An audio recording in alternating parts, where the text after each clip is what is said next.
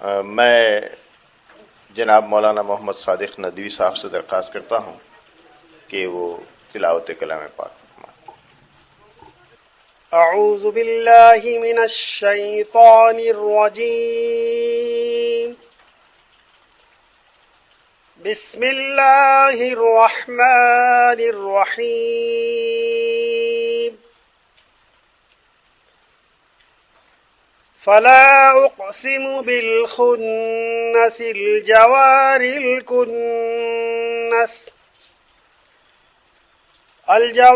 الكنس والليل إذا عسعس والصبح إذا تنفس إنه لقول رسول كريم ذي قوة عند ذي العرش مكين مطاع ثم أمين وما صاحبكم بمجنون ولقد رآه بالأفق المبين وما هو على الغيب بضنين وما هو بقول شيطان رجيم إن هو إلا ذكر للعالمين لمن شاء منكم أن يستقيم وما تشاءون إلا أن يشاء الله رب العالمين صدق اللہ العظیم۔ حضرات، ڈاکٹر محمد غوث صاحب ایک سلسلے میں اورنگ آباد ان کا آنا ہوا تو ہم نے سوچا کہ اس موقع سے فائدہ اٹھایا جائے۔ آپ کی شخصیت ہمہ جہت ہے اور ہماری دوستی کسی ڈائریکٹر یا سیکرٹری سے نہیں ہے، تلنگانہ اردو اکیڈمی سے۔ آپ کو اندازہ ہے کہ میں بھی اسی مٹی کا ہوں اور ہمارے پاس دوستی کا معیار جو ہے تو الگ ہوتا ہے۔ ہم کو پہلے کوئی شخص متاثر کرے فکر سے اپنی تو ہم لوگ متاثر ہوتے ہیں، ورنہ عام حالات میں ہوا یہ کہ آج کل نئے دور میں جہاں جہاں مسلم فکر کا حوالہ ملتا ہے اکیڈمک سطحوں پر تو وہاں پہ ایک نام آپ کو آسانی سے مل جائے گا، ڈاکٹر محمد غوث۔ پھر ہم کو یہ ریلیٹ کرنے میں تھوڑا وقت لگا کہ یہ وہی غوث صاحب ہیں جو تلنگانہ اکیڈمی میں بھی ہیں۔ پھر تھوڑا گہرائی میں ہوتے تو پتہ چلا کہ آپ کی بنیاد ہی ایک اکیڈمیشین کی ہے اور بہت کم لوگ یہ ہمت کرتے ہیں اکیڈمیشنز ایڈمنسٹریشن میں آنے کی، اور خاص طور پر اردو والوں کے ایڈمنسٹریشن۔ ظاہر ہے مسلمان اور اردو آج کل الگ ہے نہیں، اور نہیں تھے تو وہ جو مزاج ہے ہمارا جو اردو کے ساتھ کرتے ہیں وہی ہم اپنی قوم کے ساتھ کرتے ہیں۔ تو بہرحال کہ غوث صاحب نے اس کا ایک جوخم بھرا فیصلہ کیا اردو اکیڈمی میں آنے کا، اور یہاں پر بھی انہوں نے اپنی فکر کو ثابت کیا۔ وہ اکیڈمی جو کل تک صرف شعراء اور ادیبوں کے لیے مختص تھی، ان کی خوشنودی، کچھ مشاعرے، کچھ نمائشی سیمینار، اس سے زیادہ اکیڈمی کی ایکٹیویٹیز نہیں ہوا کرتی تھی، لیکن اکیڈمی کا سوروپ بدلنے لگا۔ صاحب کے آنے کے بعد یہ ہوا کہ آپ نے خاص طور پہ سب سے اہم فیلڈ جو ہے ہمارا تعلیم کا، اس جانب توجہ دی۔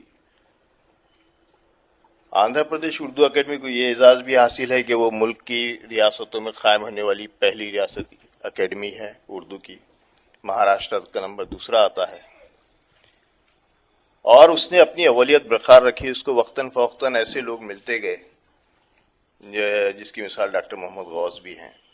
آج تلنگانہ اسٹیٹ اردو اکیڈمی اردو کی درسی کتب کی تیاری میں بھی اتنا ہی بڑا کردار ادا کرتی ہے وہ کام بڑی سطح پر نہیں، اس پرانی سطح پر تو نہیں ہوتا، لیکن آج بھی ہم کو اصطلاحات تراشنی پڑتی ہیں سوشل سائنس کی کتابوں کو.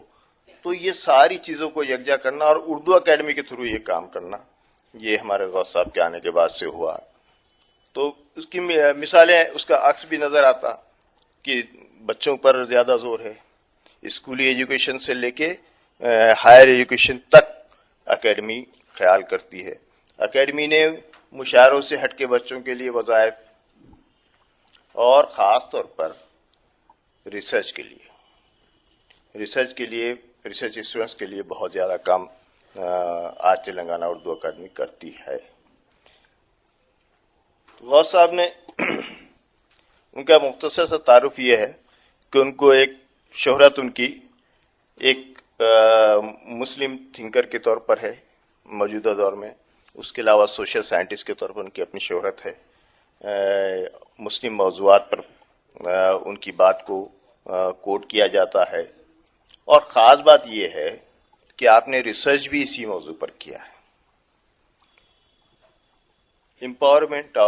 پولیٹیکل امپاورمنٹ آف مسلمس، یہ آپ کا پسندیدہ موضوع ہے. اسی کو انہوں نے پوسٹ ڈاکٹرل ریسرچ میں بھی کنٹینیو کیا. کتابوں کی طویل تعداد ہے. میں اردو والا بندہ ہوں، میں نے یہ کتاب کا نام یاد کر لیا ہے جس کا اجراج ہونے والا ہے.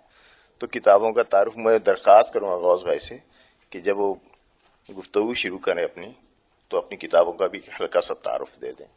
یہ جو ہے development dynamics of Indian Muslims, issues and trends, یہ آج کے ہمارے سلگتے موضوعات سے اس کا تعلق ہے اور تجزیہ ہے مسلمانوں کی سیاسی صورتحال کا. تو اردو میں آ جائے تو اس کا اور مزہ آ جائے. میں چاہتا ہوں کہ رسمیں پوری کر لیں ہم. گلپوشی کے لیے میں مولانا عبدالقیوم ندوی صاحب سے درخواست کرتا ہوں کہ تشریف لائیں اور جناب مجتبیٰ فاروق صاحب کا استقبال کریں. جی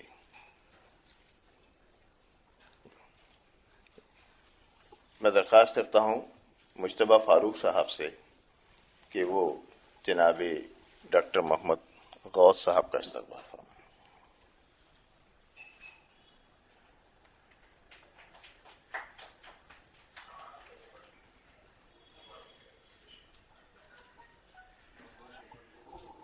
تو حضرات،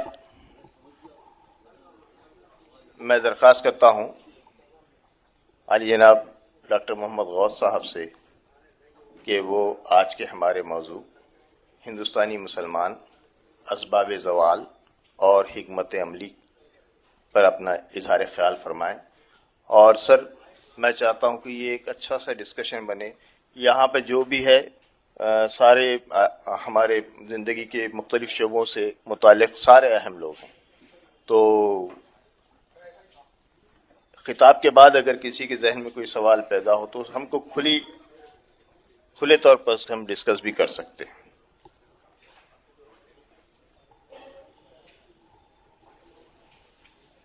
محترم مجتبیٰ فاروقی صاحب، خالد احمد صاحب، مرزا عبدالقیوم ندوی صاحب، پروفیسر سلیم محی الدین صاحب، ڈاکٹر نویس صاحب،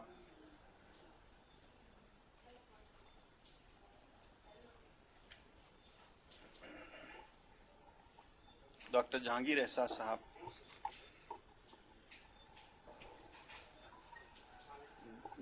ڈاکٹر خالد سیف اللہ صاحب. کتاب کی رسم اجرا ہوگی. میں آج کے شیڈیول کے لیے صاحب کا شکریہ ادا کرتا ہوں. بات اتنی گمبھیر ہے، یہ ٹاپک بھی اتنا سنجیدہ ہے کہ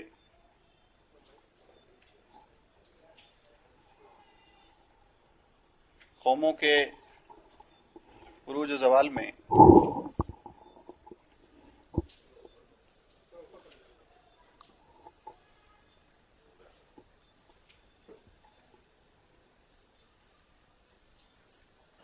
ہر سطح پر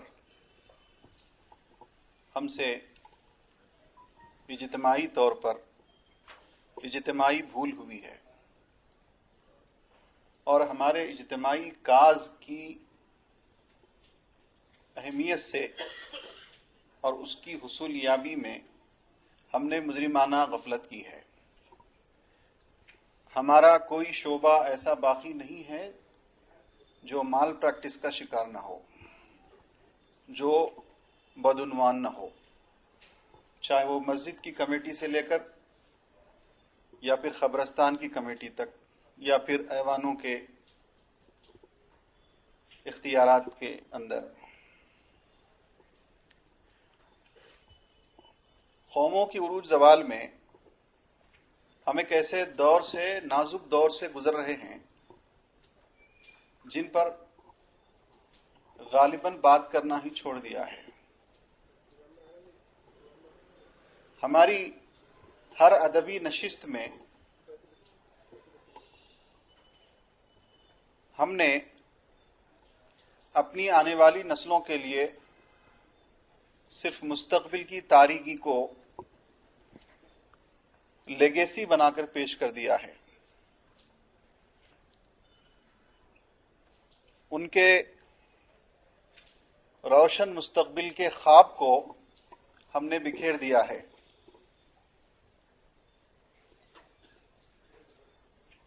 چاہے وہ لیڈرشپ کا شعبہ ہو،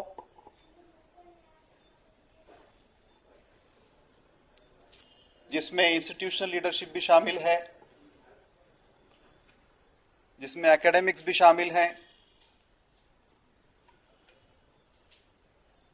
جس میں ہمارے سماجی ادارے بھی شامل ہیں۔ ان اداروں کو ہم نے، اور اس پر بحث کرنے میں، اس کے سنتھیسس میں ہم نے مجرمانہ غفلت برتی ہے۔ ہمارے نہ صرف قائدین ناکام ہوئے ہیں بلکہ ہمارے محراب و ممبر بھی ناکام ہوئے ہیں۔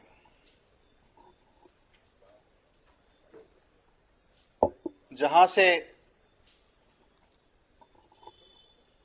بات سدھار کی ہو سکتی تھی، وہیں سے بگاڑ شروع ہوا۔ جہاں سے نشاط ثانیہ کی کیفیت ہو سکتی تھی، وہیں سے ہماری نیا ڈوبی۔ ہماری صورتحال ایسی ہے، لیکن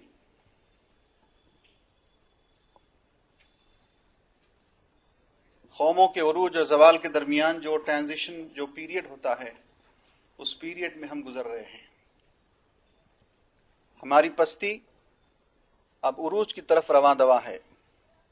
مجھے بڑی خوشی ہوتی ہے کہ اب اس پر سنجیدہ طبقے کی جانب سے اور دانشور طبقے کی جانب سے بولا جانے لگا ہے۔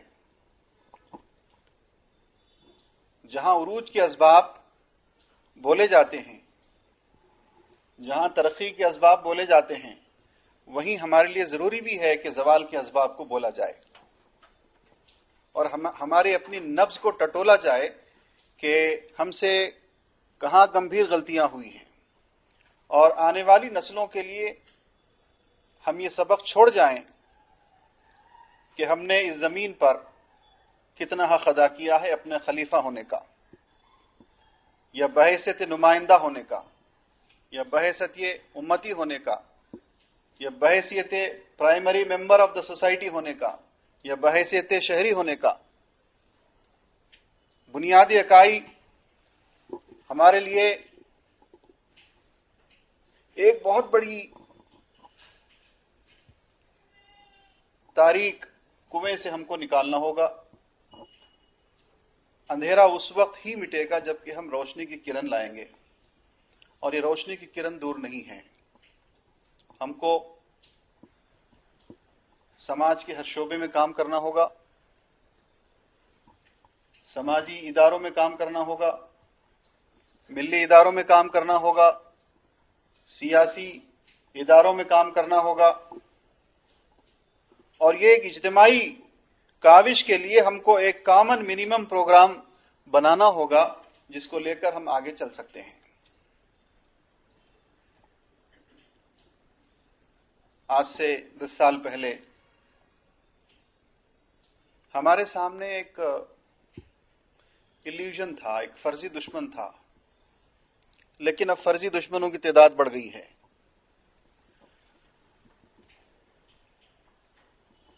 اب وہ فرضی دشمن کیا کرتے ہیں، کس طرح کام کرتے ہیں، اور وہ فرضی دشمن حقیقی بھی ہو سکتے ہیں، وہ ہماری شناخت کے ساتھ بھی کھلواڑ کر سکتے ہیں، ہمارے وجود کے ساتھ بھی کھلواڑ کر سکتے ہیں، ہماری تہذیب کے ساتھ بھی کھلواڑ کر سکتے ہیں۔ اب ہم کو ان سے چوکنا ہونا پڑے گا، اور یہ ہر فرد کا انفرادی اور قوم کا اجتماعی مشن بنانا ہوگا۔ ادروائز ہماری بے خوابی، ہماری مجرمانہ غفلتیں ہم کو ایسے لے ڈوبیں گی جیسے دیگر تہذیبی زوال کے مراحل سے ہم کو گزرنا پڑا تھا۔ میں ان دیگر تہذیبوں کی مثال نہیں دے رہا ہوں، بلکہ ہم کو سب معلوم ہے، ہم کو ان پر روشنی ڈالنے کی ضرورت نہیں ہے۔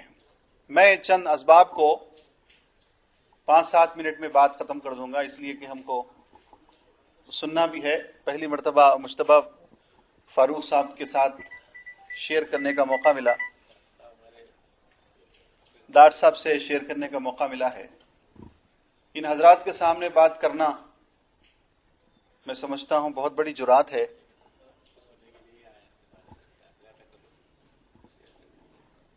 لیکن جو باتیں میرے ذہن میں ہیں، میرے مطالعے میں ہیں، یا پھر جو ہم نے بڑوں سے سنی ہیں، پڑھی ہیں، کہ تہذیبوں کا عروج و زوال، یہ ہمارے اردو لٹریچر میں بہت کم ہے، اور خصوصاً ہمارے سیاسیات کے لٹریچر میں ہرگز نہیں ہے۔ بہت کم علماء اکرام نے لکھا ہے، بہت کم دانشوروں نے لکھا ہے۔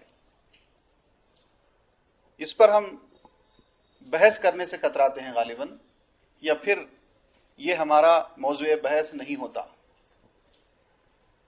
ہم تفریحی ادب میں اتنے مگن ہو گئے کہ ہم کو ایسے مدہوش کر دیا گیا کہ ہمارے شب و روز ہماری نفس کو ٹٹولنے کے لیے شرماتے ہیں۔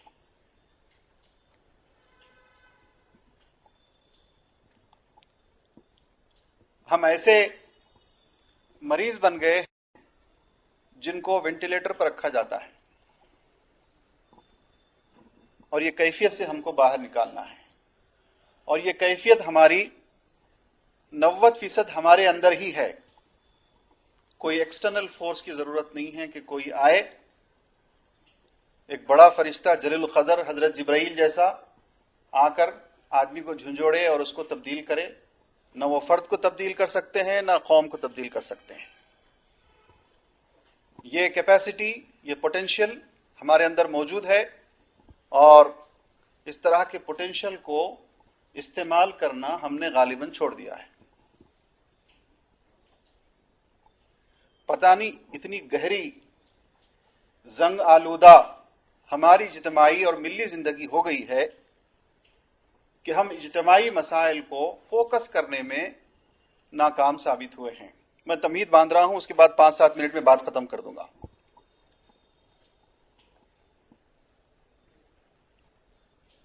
میں اس پر بھی بات نہیں کرتا جس میں تہذیبوں کے تصادم پر سیموئل ٹی ہنٹنگٹن نے بات کہی تھی، کلیش آف سیولائزیشنز کے اوپر، اور بہت سارا لٹریچر ایک تہذیب کو ختم کرنے کے لیے دیگر زبانوں میں بہت استعمال کیا گیا، اور ہمارے دانشور ہماری تہذیب کو بچانے کے بجائے بہترین ناول نگاری میں مصروف تھے۔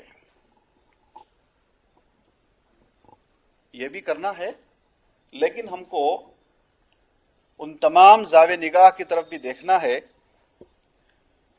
جس کا ہماری اجتماعی زندگی سے تعلق ہوتا ہے.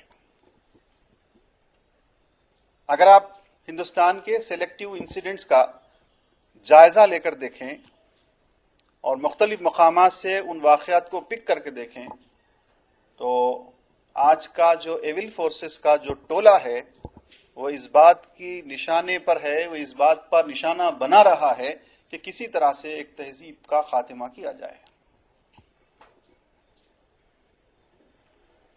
وہ ایک منظم اور سازشی ذہن کے طور پر یہ بول رہا ہے، یہ بار بار یاد دلا رہا ہے کہ تم ایک بے ضمیر قوم ہو، تمہارا اس ملک کے مادی اور تہذیبی فوائد میں کوئی حصہ نہیں ہے. یہ پرت اب دور ہونی چاہیے. ہم یہاں ہندو مسلم ڈیبیٹ کرنے نہیں آئے ہیں بلکہ مسلم ڈیبیٹ کرنے آئے ہیں. ہمارے اندر کا انفیکشن اتنا زیادہ ہے کہ یہ صرف سرجری سے ہی پورا ہو سکتا ہے. اب وہ گولیاں کام نہیں کریں گی یا وہ اینٹی بایوٹکس کام نہیں کریں گے جس کے ذریعے سے بیماری کا علاج کیا جاتا ہے. بہرحال میرے الفاظ میرے وہ جذبات کا احساس کا حصہ ہیں جس کے لیے میں نے بہت سارے آرٹیکلز بھی اس کے اندر لکھے ہیں. یہ ان تمام 18 آرٹیکلز کا مجموعہ ہے انگریزی میں، جس میں بہت ساری چیزوں کا احاطہ کیا گیا ہے، اور بھی دیگر 5 کتابیں ہیں. لیکن آج کے موضوع کو میں اس سے ہٹ کے 2-3 باتیں بول دیتا ہوں تاکہ میری اس تمہید سے وہ باتیں کنیکٹ ہو پائیں. 2-3 چیزیں ڈاکٹر صاحب اس پر ڈیبیٹ بھی ہونا چاہیے کہ گراوٹ کے جو اسباب ہیں، اسکالرز یہ کہتے ہیں کہ گراوٹ کا سب سے بڑا اندرونی سبب حقوق العباد کے نظر انداز کرنے سے ہوتا ہے. کسی معاشرے کی، سماج کی ناکامی کا پہلا سبب حقوق العباد کے نظر انداز کرنے سے ہوتا ہے. اب ہم کو یہ جائزہ لینا چاہیے کہ ہم نے کتنا کنتم خیر امۃ اخرجت للناس کا حق ادا کیا ہے. کیا ہم اپنی ہی بیٹیوں کو میراث ادا کرتے ہیں؟ کیا ہم عیسائیوں جیسا ہم نے ہیلتھ اینڈ ایجوکیشن میں اپنا کنٹریبیوشن ادا کیا ہے؟ کیا ہم سکھوں جیسا گردواروں میں کھانے کے انتظام جیسا ہم نے حق ادا کیا ہے؟ ہم نے اپنے ہی بھائیوں کی ترقی کو برداشت نہیں کیا. حقوق العباد کا جو سبق ہے ہم کو گھر سے ہی سیکھنا ہے، پھر اس کو ہم اجتماعی لیول پر لے جائیں گے، قومی سطح پر لے جائیں گے. جو قوم حقوق العباد کو نظر انداز کر دیتی ہے وہ اپنے پہلے ہی گھر کی جو دہلیز ہے وہاں ناکام ہو جاتی ہے، پھر وہ آگے نہیں بڑھ پاتی. آدمی کروڑ پتی ہو جائے، چاہے وہ فلاں ہو جائے، وہ چاہے کسی دستوری عہدے پر، بڑے سے بڑے عہدے پر براجمان ہو جائے، لیکن بحیثیت مجموعی اس کی قوم، اس کا معاشرہ ناکام ہو جاتا ہے. دیگر مذاہب میں، دیگر معاشروں میں حقوق العباد کا جو تصور ہے، ان کے پاس مقدس کتابوں کی غیر موجودگی اور ان کے پاس جو کلچرل ویکیوم ہے، نہ ان کے پاس کسی پیغمبر کا تصور ہے، نہ ان کے پاس کوئی ورچیوز اور ورچوئلز کا تصور ہے. لیکن ہمارے پاس ساری چیزیں ہیں. ہم نے حقوق العباد کو نظر انداز کرنے کا پتہ نہیں ٹھیکہ لے رکھا ہے، اور اس کے لیے بہت سارے ایکسکیوزز لیے جاتے ہیں. یہ چیزوں کو انٹراسپیکٹ کرنا ہے، اپنے گریباں میں جھانکنا ہے کہ کہاں ہم سے غلطی ہوئی ہے اور کہاں ہم سے بیزاری ہوئی ہے.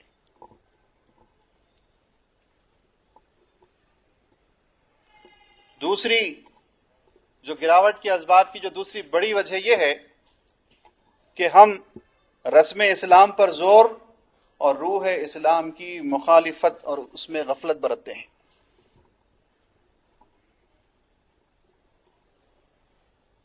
میں اس پر زیادہ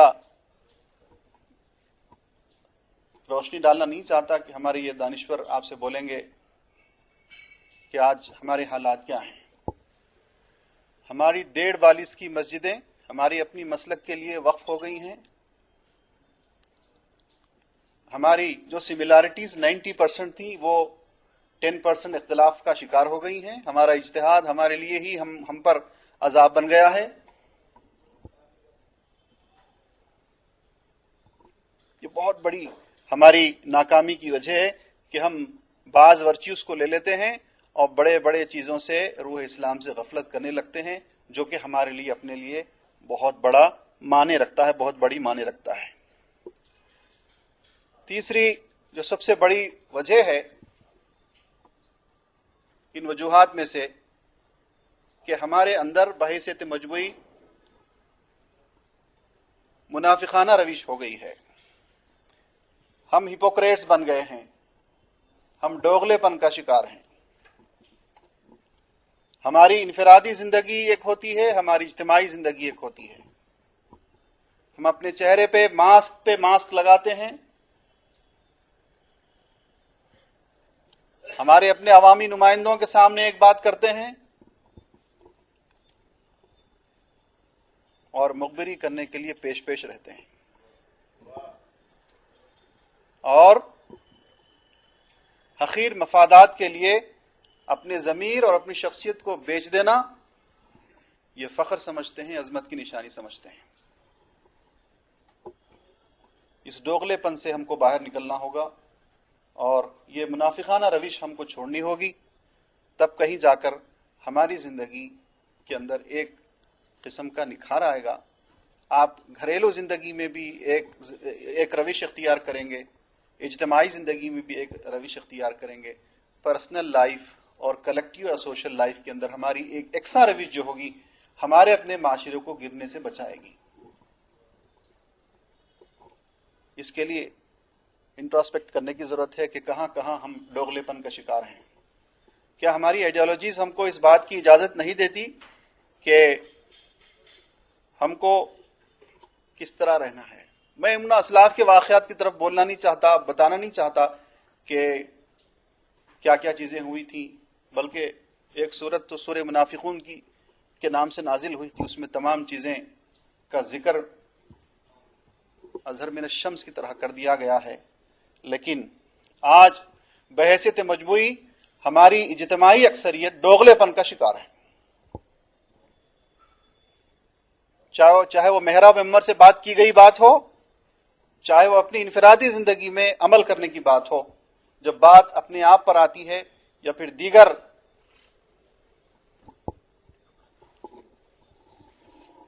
شعبے جائے حیات پر آتی ہے تو ہم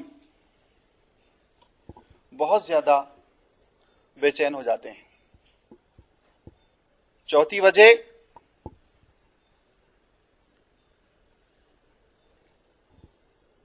ہم جمود اور بدلاؤ کی مخالفت کرتے ہیں. کوئی نئی چیز اور اس کو ہم نے بھگتا ہے.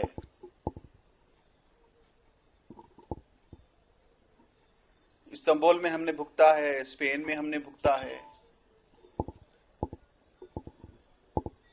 کتابوں کے چھاپنے کی مشین جب پیدا ہوئی تھی اس کی مخالفت میں ہم نے بھگتا. ہماری تاریخ بڑی طویل ہے. کوئی قوم کسی ایک دن میں ناکام نہیں ہوتی، بلکہ اس کے ڈوبنے کے لیے ایک وقفہ درکار ہوتا ہے.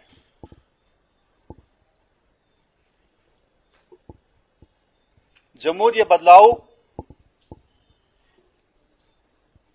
کی ہم اتنی مخالفت کرتے ہیں کہ مخالفت کرنا گویا کہ فرض عین ہے. اختلاف کو، تنقید کو ایک حد تک رکھنا چاہیے، لیکن مخالفت اور مذمت یہ دونوں چیزیں اجتماعی زندگی کی ناکامی کی بہت بڑی مثال ہے. میں نے غالباً 15-7 منٹ لے لیے ہیں اور 2-3 منٹ انشاءاللہ بات ختم کر دوں گا.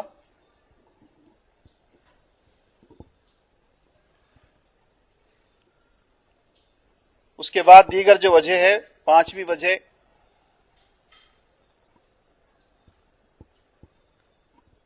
سائنس اور مغربیت کی من جملہ مخالفت کی جاتی ہے.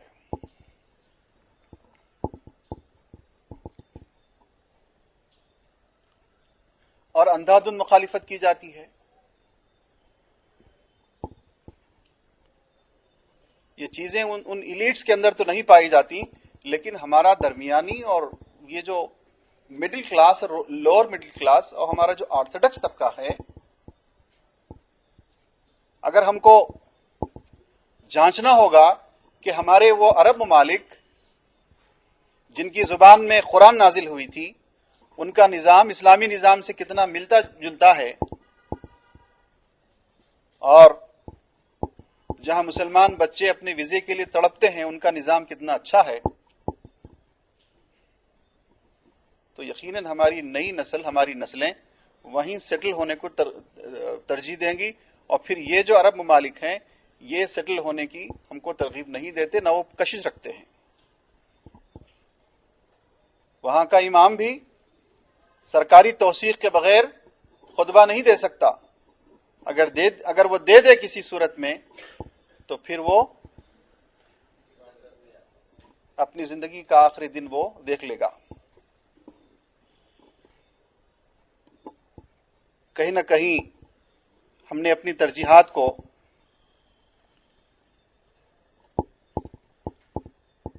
چھٹویں سب سے بڑی وجہ گراوٹ کی. ہم خواتین کے ساتھ بہت برا سلوک کرتے ہیں، اس کو ماننا چاہیے. میں ان لبرل طبقے کی طرف نہیں جا رہا ہوں جو بہت زیادہ الٹرا سیکولر ہیں. میں اور بھی گہرائی میں نہیں جانا چاہتا. جہاں ہمارے معاشرے کا آدھا حصہ ہماری اپنی ترقی کو، سماجی ترقی کو انشور کرنے کے لیے ضروری سمجھا جاتا ہے. میں ان تمام گہرائیوں سے GER یا پھر GDP، GNP، یہ تمام معاشی اصطلاحات کو میں استعمال نہیں کرنا چاہتا جس کی وجہ سے کوئی قوم پراسپر ہوتی ہے.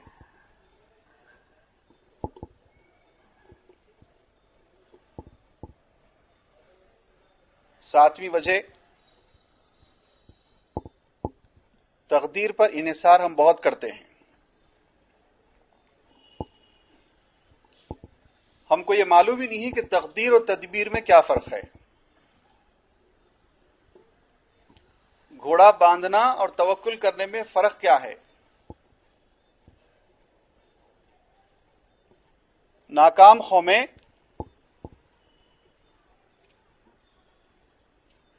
بغیر کام کیے کے، بغیر اپنا حصے کا حق ادا کیے کے آسمانی مدد کی توقع رکھتی ہیں.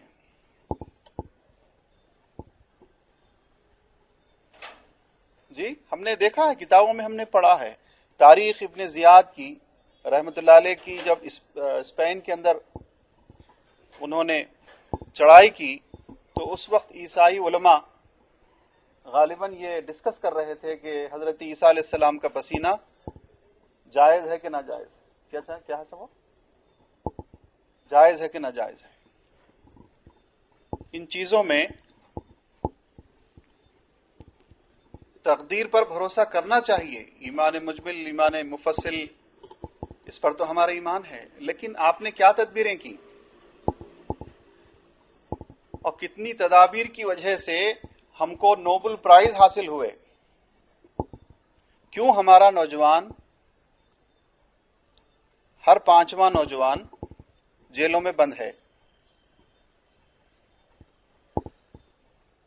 کیوں ہمارا 7واں نوجوان بے روزگار ہے؟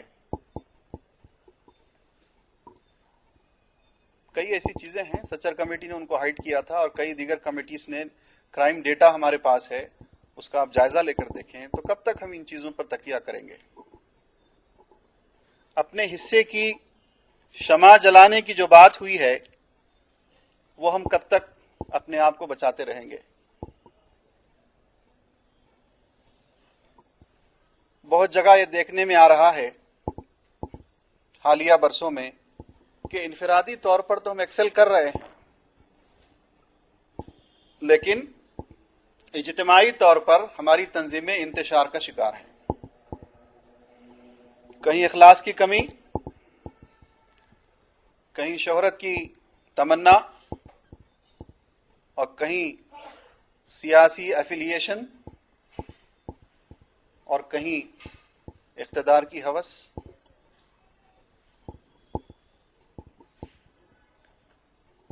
یہ چیزیں آپ نے حال ہی میں دیکھا۔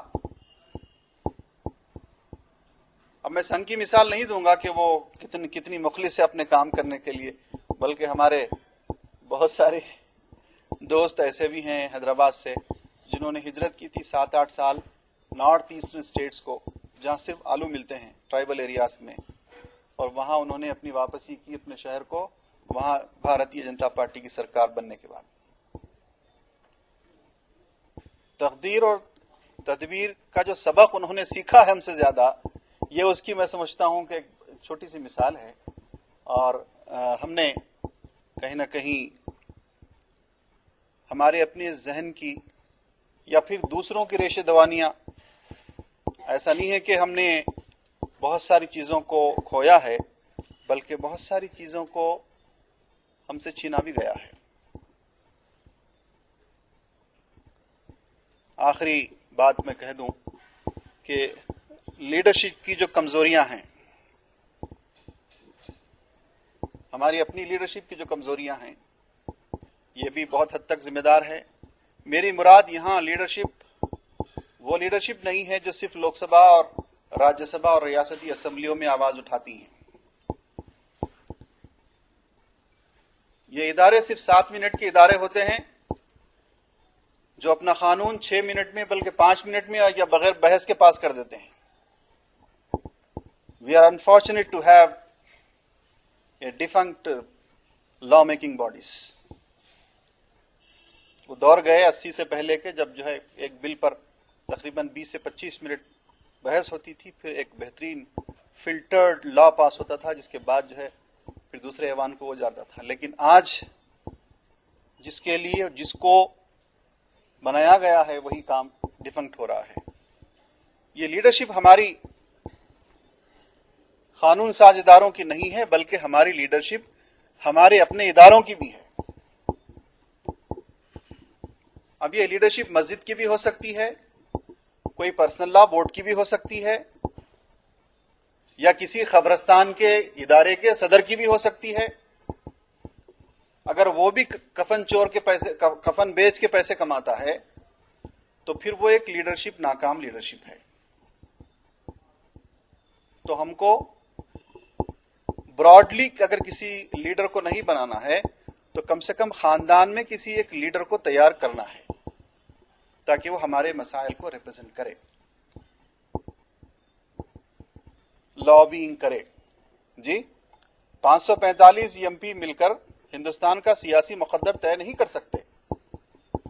بہت سارے ایسے سماجی، معاشرتی، مذہبی، ثقافتی ادارے ہیں جو ہمارے سیاسی مقدر کو طے کرنے کے اندر تگ و دو کرتے ہیں۔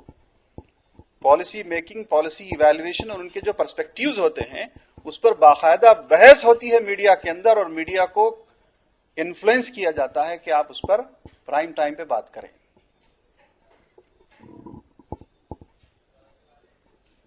ہماری میڈیا لیڈرشپ بھی ناکام ہوئی ہے۔ ہم اپنے مسائل کو صحیح طور پر ہم کو بولنا نہیں آیا۔ اگر کوئی بولتا ہے تو کہتا ہے کہ بھائی وہ مسجد کی دیوار بنا دو، اردو پہ بورڈ لکھ دو، اور قبرستان کی دیوار، زندوں سے زیادہ مردوں کی حفاظت کی فکر، یہ ہماری لیڈرشپ کا ایک حصہ ہو چکی ہیں۔ ہمارے جو براڈر پرسپیکٹیوز ہیں، جو ہمارے آنے والی زندگی کے لیے ایک بہترین پیش خیمہ ثابت، جن کو وینٹیلیٹر پر رکھا جاتا ہے، اور یہ کیفیت سے ہم کو باہر نکالنا ہے، اور یہ کیفیت ہماری 90% ہمارے اندر ہی ہے. کوئی ایکسٹرنل فورس کی ضرورت نہیں ہے کہ کوئی آئے، ایک بڑا فرشتہ جلیل القدر حضرت جبرائیل جیسا آ کر آدمی کو جھنجھوڑے اور اس کو تبدیل کرے. نہ وہ فرد کو تبدیل کر سکتے ہیں، نہ قوم کو تبدیل کر سکتے ہیں. یہ کیپیسٹی، یہ پوٹینشیل ہمارے اندر موجود ہے، اور اس طرح کے پوٹینشیل کو استعمال کرنا ہم نے غالباً چھوڑ دیا ہے. پتہ نہیں اتنی گہری زنگ آلودہ ہماری اجتماعی اور ملی زندگی ہو گئی ہے کہ ہم اجتماعی مسائل کو فوکس کرنے میں ناکام ثابت ہوئے ہیں. میں تمہید باندھ رہا ہوں، اس کے بعد 5-7 منٹ میں بات ختم کر دوں گا.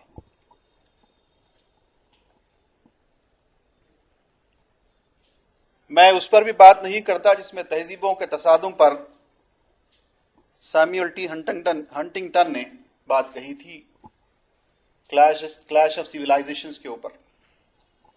اور بہت سارا لٹریچر ایک تہذیب کو ختم کرنے کے لیے دیگر زبانوں میں بہت استعمال کیا گیا، اور ہمارے دانشور ہماری تہذیب کو بچانے کے بجائے بہترین ناول نگاری میں مصروف تھے.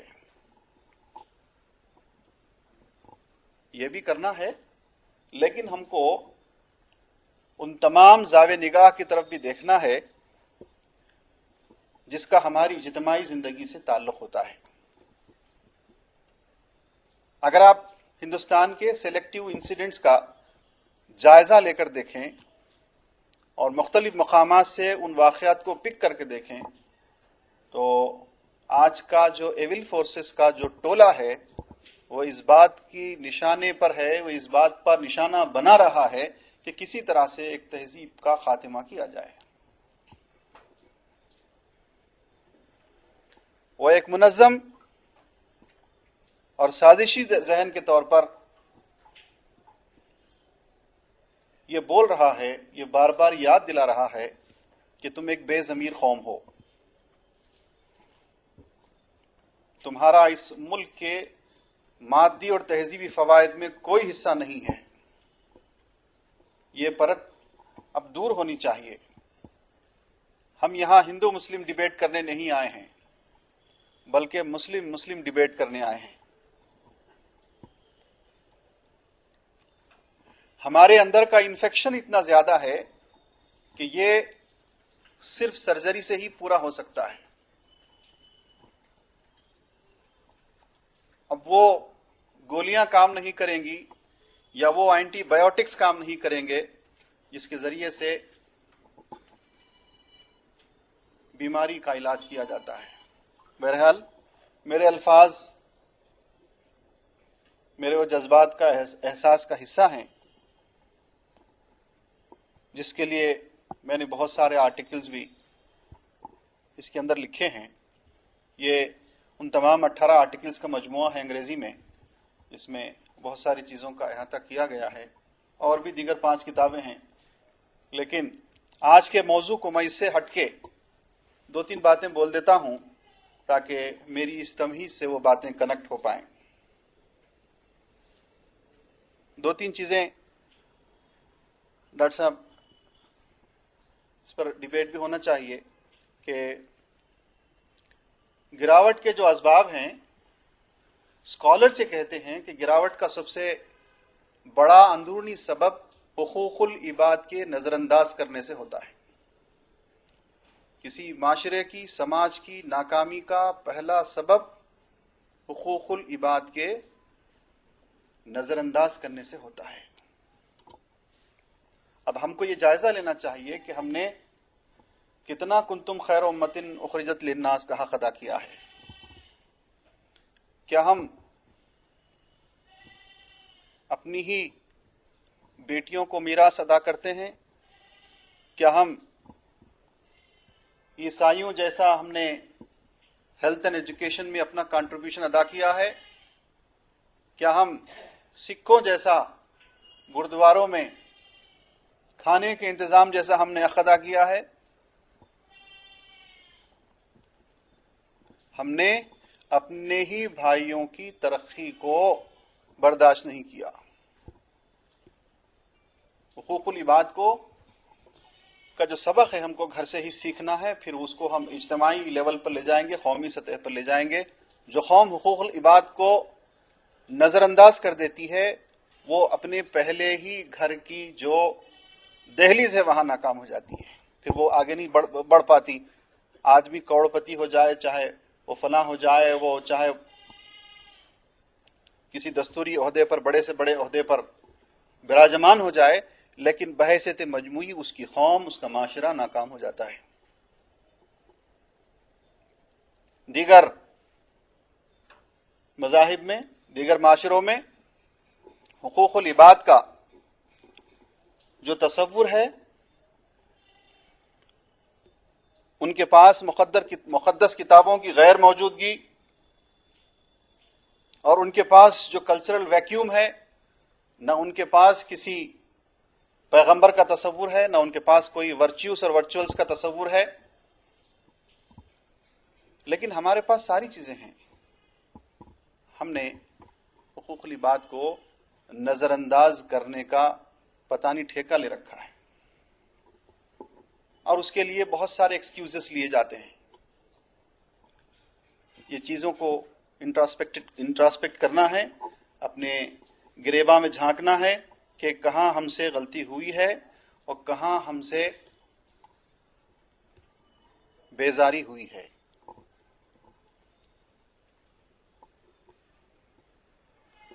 دوسری جو گراوٹ کے اسباب کی جو دوسری بڑی وجہ یہ ہے کہ ہم رسم اسلام پر زور اور روح اسلام کی مخالفت اور اس میں غفلت برتتے ہیں۔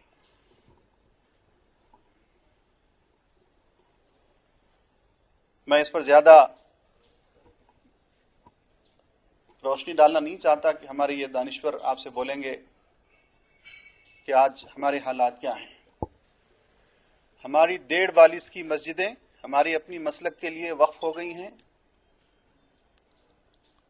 ہماری جو سملیرٹیز 90% تھی وہ 10% اختلاف کا شکار ہو گئی ہیں۔ ہمارا اجتہاد ہمارے لیے ہی ہم پر عذاب بن گیا ہے۔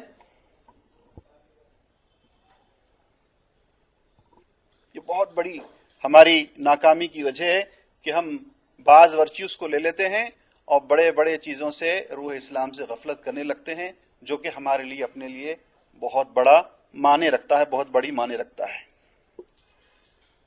تیسری جو سب سے بڑی وجہ ہے ان وجوہات میں سے کہ ہمارے اندر بحیثیت مجموعی منافقانہ روش ہو گئی ہے۔ ہم ہپوکریٹس بن گئے ہیں، ہم دوغلے پن کا شکار ہیں۔ ہماری انفرادی زندگی ایک ہوتی ہے، ہماری اجتماعی زندگی ایک ہوتی ہے۔ ہم اپنے چہرے پہ ماسک لگاتے ہیں، ہمارے اپنے عوامی نمائندوں کے سامنے ایک بات کرتے ہیں اور مخبری کرنے کے لیے پیش رہتے ہیں، اور حقیر مفادات کے لیے اپنے ضمیر اور اپنی شخصیت کو بیچ دینا یہ فخر سمجھتے ہیں، عظمت کی نشانی سمجھتے ہیں۔ اس دوغلے پن سے ہم کو باہر نکلنا ہوگا اور یہ منافقانہ روش ہم کو چھوڑنی ہوگی، تب کہیں جا کر ہماری زندگی کے اندر ایک قسم کا نکھار آئے گا۔ آپ گھریلو زندگی میں بھی ایک روش اختیار کریں گے، اجتماعی زندگی میں بھی ایک روش اختیار کریں گے، پرسنل لائف اور کلیکٹیو اور سوشل لائف کے اندر ہماری ایک یکساں روش جو ہوگی ہمارے اپنے معاشرے کو گرنے سے بچائے گی۔ اس کے لیے انٹراسپیکٹ کرنے کی ضرورت ہے کہ کہاں کہاں ہم دوغلے پن کا شکار ہیں۔ کیا ہماری آئیڈیالوجیز ہم کو اس بات کی اجازت نہیں دیتی کہ ہم کو کس طرح رہنا ہے؟ میں ان اسلاف کے واقعات کی طرف بولنا نہیں چاہتا، بتانا نہیں چاہتا کہ کیا کیا چیزیں ہوئی تھیں، بلکہ ایک سورت تو سورہ منافقون کی کے نام سے نازل ہوئی تھی، اس میں تمام چیزیں کا ذکر اظہر من الشمس کی طرح کر دیا گیا ہے، لیکن آج بحیثیت مجموعی ہماری اجتماعی اکثریت دوغلے پن کا شکار ہے. چاہے وہ محراب ممبر سے بات کی گئی بات ہو، چاہے وہ اپنی انفرادی زندگی میں عمل کرنے کی بات ہو، جب بات اپنے آپ پر آتی ہے یا پھر دیگر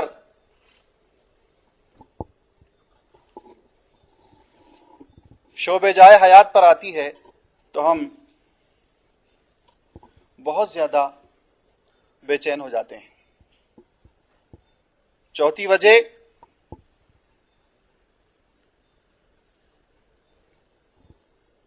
ہم جمود اور بدلاؤ کی مخالفت کرتے ہیں. کوئی نئی چیز اور اس کو ہم نے بھگتا ہے.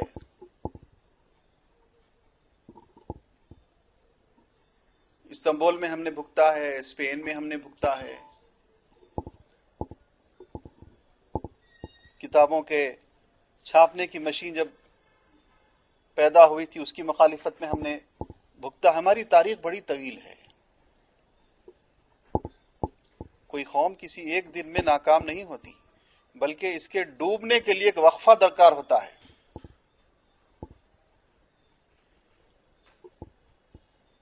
جمود یا بدلاؤ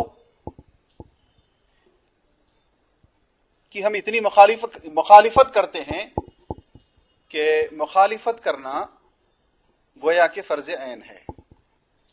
اختلاف کو، تنقید کو ایک حد تک رکھنا چاہیے، لیکن مخالفت اور مذمت یہ دونوں چیزیں اجتماعی زندگی کی ناکامی کی بہت بڑی مثال ہے. میں نے غالباً 15-7 منٹ لے لیے ہیں اور 2-3 منٹ انشاءاللہ بات ختم کر دوں گا.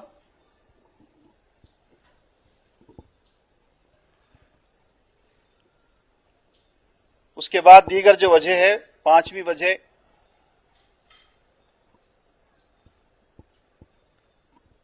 سائنس اور مغربیت کی من جملہ مخالفت کی جاتی ہے.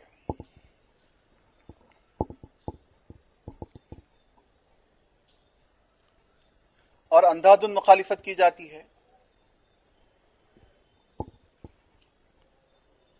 یہ چیزیں ان ایلیٹس کے اندر تو نہیں پائی جاتی، لیکن ہمارا درمیانی اور یہ جو مڈل کلاس اور لوور مڈل کلاس اور ہمارا جو آرتھوڈکس طبقہ ہے، اگر ہم کو جانچنا ہوگا کہ ہمارے وہ عرب ممالک جن کی زبان میں قرآن نازل ہوئی تھی، ان کا نظام اسلامی نظام سے کتنا ملتا جلتا ہے، اور جہاں مسلمان بچے اپنے ویزے کے لیے تڑپتے ہیں ان کا نظام کتنا اچھا ہے، تو یقیناً ہماری نئی نسل، ہماری نسلیں وہیں سیٹل ہونے کو ترجیح دیں گی. اور پھر یہ جو عرب ممالک ہیں یہ سیٹل ہونے کی ہم کو ترغیب نہیں دیتے، نہ وہ کشش رکھتے ہیں. وہاں کا امام بھی سرکاری توثیق کے بغیر خطبہ نہیں دے سکتا. اگر وہ دے دے کسی صورت میں تو پھر وہ اپنی زندگی کا آخری دن وہ دیکھ لے گا. کہیں نہ کہیں ہم نے اپنی ترجیحات کو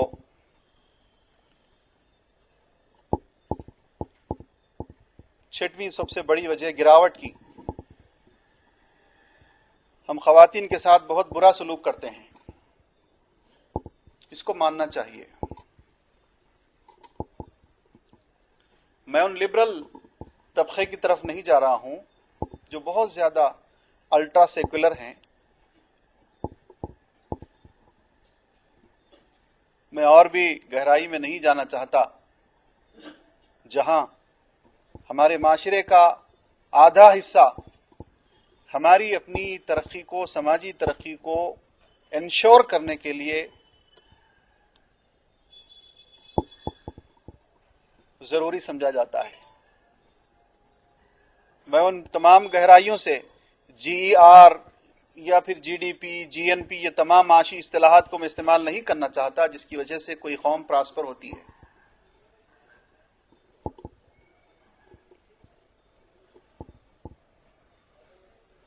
ساتویں وجہ تقدیر پر انحصار ہم بہت کرتے ہیں. ہم کو یہ معلوم ہی نہیں ہے کہ تقدیر اور تدبیر میں کیا فرق ہے. گھوڑا باندھنا اور توکل کرنے میں فرق کیا ہے؟ ناکام قومیں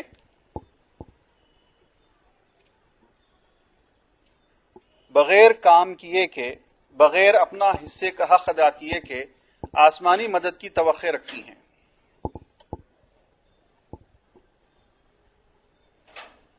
جی ہم نے دیکھا ہے، کتابوں میں ہم نے پڑھا ہے. تاریخ ابن زیاد کی رحمۃ اللہ علیہ کی جب اسپین کے اندر انہوں نے چڑھائی کی تو اس وقت عیسائی علماء غالباً یہ ڈسکس کر رہے تھے کہ حضرت عیسیٰ علیہ السلام کا پسینہ جائز ہے کہ ناجائز. کیا ہے سب جائز ہے کہ ناجائز ہے. ان چیزوں میں تقدیر پر بھروسہ کرنا چاہیے. ایمان مجمل، ایمان مفصل، اس پر تو ہمارا ایمان ہے. لیکن آپ نے کیا تدبیریں کی اور کتنی تدابیر کی وجہ سے ہم کو نوبل پرائز حاصل ہوئے. کیوں ہمارا نوجوان، ہر 5واں نوجوان جیلوں میں بند ہے؟ کیوں ہمارا 7واں نوجوان بے روزگار ہے؟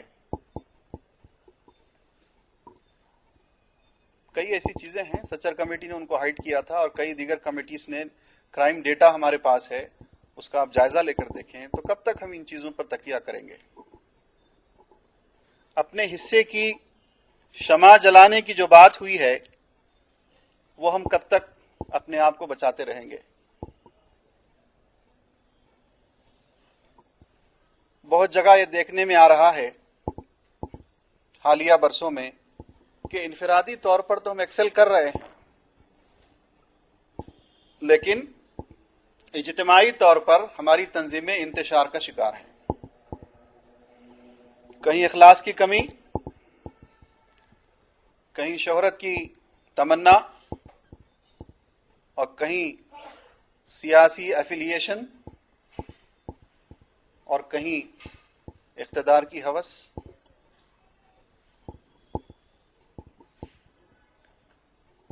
یہ چیزیں آپ نے حال ہی میں دیکھا.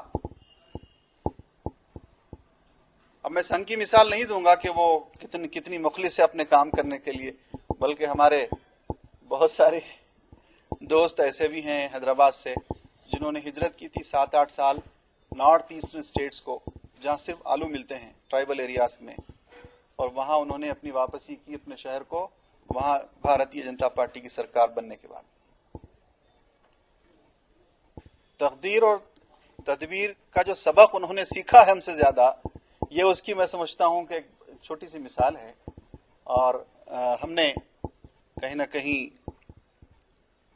ہمارے اپنے ذہن کی یا پھر دوسروں کی ریشے دوانیاں، ایسا نہیں ہے کہ ہم نے بہت ساری چیزوں کو کھویا ہے، بلکہ بہت ساری چیزوں کو ہم سے چھینا بھی گیا ہے. آخری بات میں کہہ دوں کہ لیڈرشپ کی جو کمزوریاں ہیں، ہماری اپنی لیڈرشپ کی جو کمزوریاں ہیں، یہ بھی بہت حد تک ذمہ دار ہے. میری مراد یہاں لیڈرشپ وہ لیڈرشپ نہیں ہے جو صرف لوک سبھا اور راجیہ سبھا اور ریاستی اسمبلیوں میں آواز اٹھاتی ہیں. یہ ادارے صرف 7 منٹ کے ادارے ہوتے ہیں جو اپنا قانون 6 منٹ میں بلکہ 5 منٹ میں یا بغیر بحث کے پاس کر دیتے ہیں. We are unfortunate to have a defunct law making bodies. وہ دور گئے 80 سے پہلے کے، جب جو ہے ایک بل پر تقریباً 20 سے 25 منٹ بحث ہوتی تھی، پھر ایک بہترین فلٹرڈ لا پاس ہوتا تھا، جس کے بعد جو ہے پھر دوسرے ایوان کو وہ جاتا تھا. لیکن آج جس کے لیے اور جس کو بنایا گیا ہے وہی کام ڈیفنکٹ ہو رہا ہے. یہ لیڈرشپ ہماری قانون ساز اداروں کی نہیں ہے، بلکہ ہماری لیڈرشپ ہمارے اپنے اداروں کی بھی ہے. اب یہ لیڈرشپ مسجد کی بھی ہو سکتی ہے, کوئی پرسنل لا بورڈ کی بھی ہو سکتی ہے, یا کسی قبرستان کے ادارے کے صدر کی بھی ہو سکتی ہے. اگر وہ بھی کفن بیچ کے پیسے کماتا ہے تو پھر وہ ایک لیڈرشپ ناکام لیڈرشپ ہے. تو ہم کو براڈلی اگر کسی لیڈر کو نہیں بنانا ہے تو کم سے کم خاندان میں کسی ایک لیڈر کو تیار کرنا ہے تاکہ وہ ہمارے مسائل کو ریپرزینٹ کرے, لابینگ کرے. جی 545 ایم پی مل کر ہندوستان کا سیاسی مقدر طے نہیں کر سکتے. بہت سارے ایسے سماجی, معاشرتی, مذہبی, ثقافتی ادارے ہیں جو ہمارے سیاسی مقدر کو طے کرنے کے اندر تگ و دو کرتے ہیں.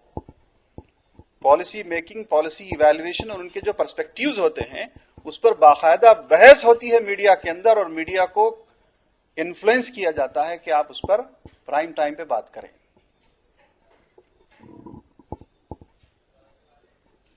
ہماری میڈیا لیڈرشپ بھی ناکام ہوئی ہے. ہم اپنے مسائل کو صحیح طور پر, ہم کو بولنا نہیں آیا. اگر کوئی بولتا ہے تو کہتا ہے کہ بھائی وہ مسجد کی دیوار بنا دو, اردو پہ بورڈ لکھ دو, اور قبرستان کی دیوار زندوں سے زیادہ مردوں کی حفاظت کی فکر. یہ ہماری لیڈرشپ کا ایک حصہ ہو چکی ہے. ہمارے جو براڈر پرسپیکٹیوز ہیں, جو ہمارے آنے والی زندگی کے لیے ایک بہترین پیش خیمہ ثابت ہوتے ہیں, ان پر بات ہونی چاہیے. میں نے غالباً 20-25 منٹ لیے ہیں. آپ حضرات, thanks for your painful listening and patient for listening. میں آپ حضرات کا بہت شکر گزار ہوں. السلام علیکم.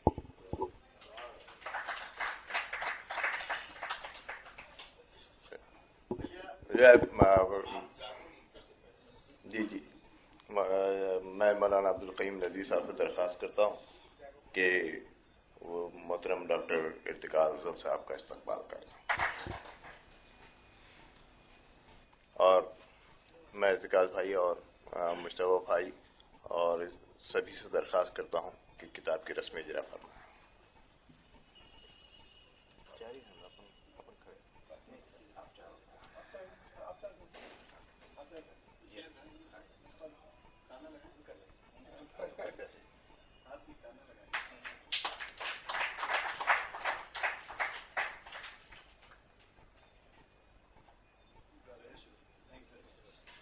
ڈاکٹر محمد غوث صاحب نے, جیسے کہ میں نے آپ کو بتایا کہ اپنی موضوع کے مناسبت سے اپنی فکر کا اظہار کیا. میں نے ان کی تقریر کا جو تھوڑا سا تجزیہ کیا ہے وہ یہ ہے کہ آپ نے ہمارے جو اسباب زوال ہیں ان میں سب سے اہم چیز یہ بتائی کہ ہم حقوق العباد کی ادائیگی میں کوتاہی کر رہے ہیں, رسومیات کی گرفتار ہیں, روح اسلام سے ہم کو اجتناب برت رہے ہیں, انفرادی زندگی اور اجتماعی زندگی میں ہماری تضاد ہے, ہماری انفرادی فکر اور اجتماعی فکر میں تضاد ہے, نئے افکار اور سائنسی رویوں کی قبولیت میں ہچکچاہٹ, خواتین کی حقوق کی ادائیگی میں کوتاہی, تقدیر پر انحصار اور تدبیر میں تساہل, اجتماعی مقاصد میں خلوص کی کمی اور قیادت کی کمزوریاں. تو بہرحال میں چاہتا ہوں کہ اس گفتگو کا سلسلہ آگے بڑھے.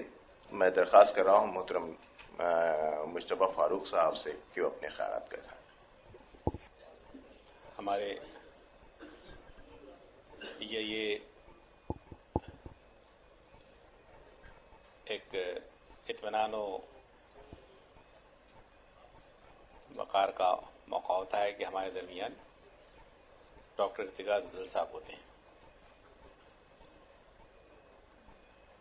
اور ان کے آنے کے بعد مجھے اس معنی میں تھوڑا سا طمانینت محسوس ہوئی کہ ڈاکٹر صاحب آ گئے ہیں تو اب چیئر وہ اطمینان سے کر لیں گے.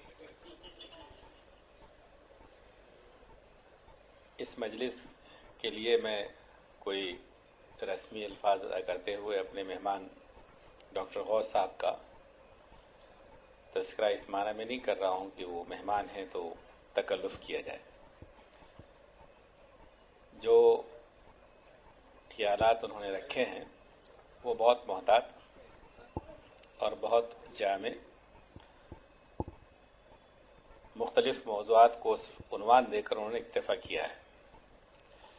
اور جتنی باتیں انہوں نے کہی ہے وہ ایک مستقل عنوان ہے جس پر بہت لمبی گفتگو کی ضرورت ہے.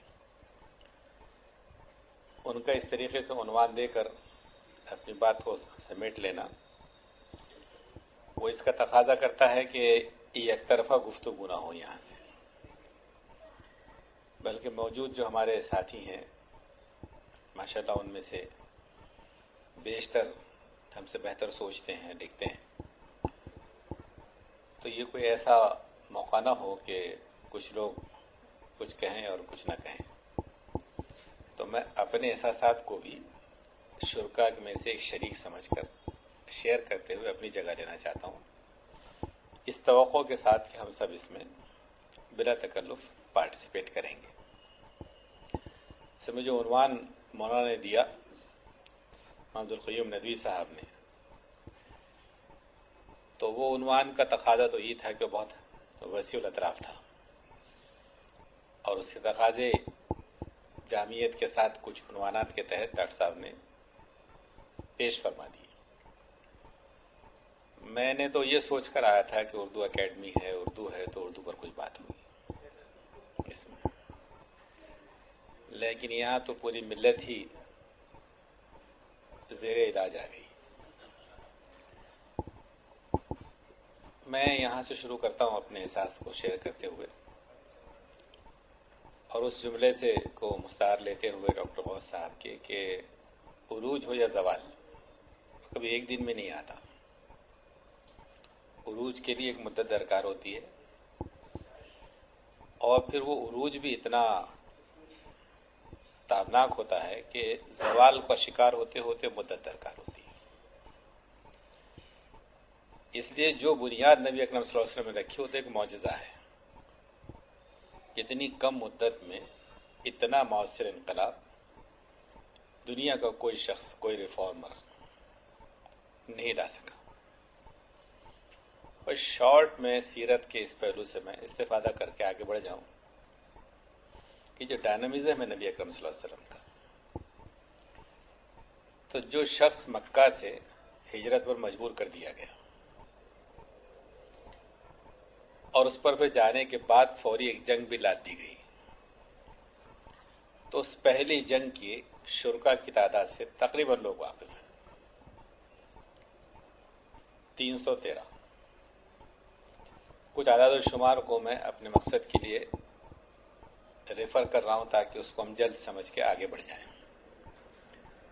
دوسری جنگ ہے احد کی، 1000 نکلے اور منافقین کا ذکر کیا ڈاکٹر صاحب نے، تو رئیس المنافقین کے ساتھ 300 لوٹ گئے. 1000 ہی مان لیں منافقین کے ساتھ مسلمانوں کی عسکری تعداد کو، چاہے ہمارے درمیان منافقین ہوں لیکن ہیں تو اپنے ہی بھائی، تب بھی 1000 ہوئے. اس کے بعد ہم دیکھتے ہیں کہ خندق تو اندر لڑی گئی، لیکن پھر حدیبیہ کے لیے جاتے ہیں تو تقریباً 1600 ہے. حدیبیہ کے وقت 1600 ہے.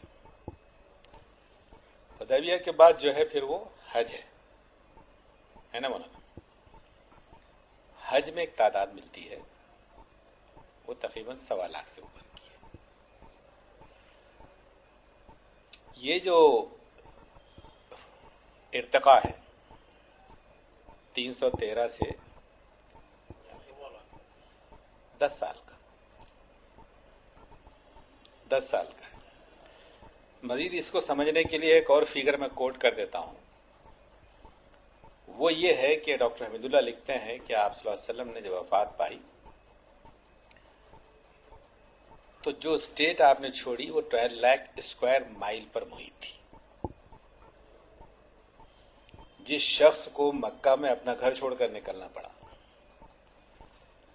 جو مدینہ میں اپنے ساتھیوں کے ساتھ مواقعات کی بنیاد پر اپنے کسی ساتھی کے ساتھ منحصر رہا، 10 سال میں وہ ایک اسٹیٹ چھوڑ کر جاتا ہے، اور وہ اسٹیٹ کا رقبہ جو ہے 12 لاکھ اسکوائر مائل. اس کو آپ اگر پر ڈے پر ڈیوائڈ کر لیں تو تقریباً 234 کلومیٹر کا ڈیلی کا ایڈوانسمنٹ آتا ہے. ایک پلاٹ نہیں، 234 اسکوائر کلومیٹر پر ڈے، 23 سالہ نبوی زندگی میں، 10 سال میں نہیں. اس سے میں جس چیز کو ریفر کرنا چاہ رہا ہوں تو وہ انحصار نہیں، بلکہ وہ تدبیر، وہ جستجو، وہ کمٹمنٹ، وہ استقلال، وہ کیسے بلندیوں کی راہیں ہموار کرتا ہے. اور پھر چند سال ہی تو گزرے، خلافت کی بحث پر ہم نہیں جاتے، لیکن یہ ہے کہ اس بحث میں بھی نہیں جاتے کہ معاویہ رضی اللہ عنہ کا اپروچ کیا رہا، خلافت ملوکیت میں کیسے بدلی. یہ ایک الگ پہلو ہے، لیکن ہم عروج کے تقاضوں میں سے تذکرہ کر کے تھوڑا سا اس زوال کی طرف آنا چاہتے ہیں اور پھر اس سے ابھرنے کی گفتگو کرنا چاہتے ہیں. تو نوعیت یہ ہوئی کہ چند دہائیوں میں مسلمان دنیا کی معروف مہذب دنیا کے بڑے حصے پر قابض تھے، اور یہ قبضہ جو ہے صدیوں رہا، ابھی حال میں رہا، 19ویں صدی کے اوائل تک. 3 ڈائناسٹیز ہیں، ترکی ہیں ترک میں، صفوی ہیں ایران میں، اور مغل ہیں بر صغیر میں. تب تک مسلمان ہی اس دنیا کی سب سے غالب طاقت تھے. وہ اپنا اس اخلاق کھو چکے تھے جن اخلاقی تقاضوں کی طرف ڈاکٹر صاحب نے وہ بھی حوالہ دیا کہ وہ پرنٹنگ مشین جو جرمن میں ڈیولپ ہو گئی تھی، ترک سلطنت کے مفتی اعظم نے اس کے استعمال کو ممنوع قرار دیا،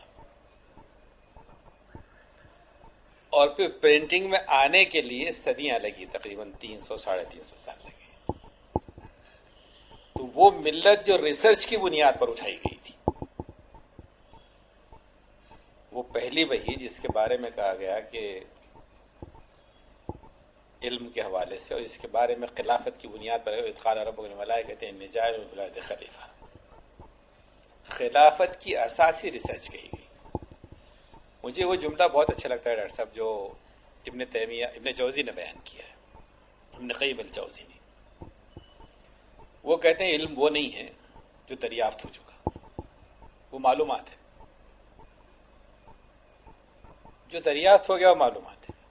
علم وہ ہے جو اس میں اضافہ کرتا ہے، اور یہ کبھی ختم نہ ہونے والا سلسلہ. جو اس منصب پر ہوتا ہے وہ خلافت کا حامل ہوتا ہے، یعنی تمکنت کا، مملت کا حامل ہوتا ہے. اس کے لیے عقیدہ شرط نہیں ہے، اخلاق شرط نہیں ہے، وہ تو ہمارا حسن ہے، ہمارا ایمان ہے جو اس کو جامعیت اور کمال کی طرف لے جاتا ہے. لیکن جو آج غالب قوتیں ہیں وہ اس عقیدے کی، اس اخلاق کی حامل نہیں ہے. جس چیز کو ہم بے شرمی، حدود کی پامالی، جس نام سے بھی تعبیر کریں، وہ ساری خرابیوں اور قباحتوں کے باوجود وہ غالب ہے. تو میں اسی پر تھوڑا سا ٹھہر کر اپنی گزارشات کو سمیٹ لینا چاہتا ہوں کہ جب ہم یہ احساس کھو چکے تب بھی وہ اثرات اتنے تھے کہ ہم کو زوال پذیر ہونے میں صدیاں بھی تھیں. لیکن کیا اب بھی ہم اس کا ادراک کر سکیں؟ مجھے جتنا کچھ گھومنے پھرنے سمجھنے کا موقع ملتا ہے تو مجھے بہت کم امید نظر آتی ہے. اور میں آپ کو یعنی 2-3 مرتبہ ڈاکٹر صاحب مجھے علی گڑھ میں AMU میں کچھ انٹرنیشنل یونیورسٹیز میں بھی پارٹیسپیٹ کرنے کا موقع ملا. جنرل ضمیر شاہ صاحب کا زمانہ تھا اور وہ اناگرل فنکشن میں ہم سٹیج پر تھے، جنرل صاحب سامنے بیٹھے تھے. تو میں نے کہا جنرل صاحب ہم یہ توقع کرتے ہیں کہ ایک ڈاکومنٹ آیا ہے سچر کا، اس سے پہلے تک ملت پر یہ الزام تھا کہ اس کا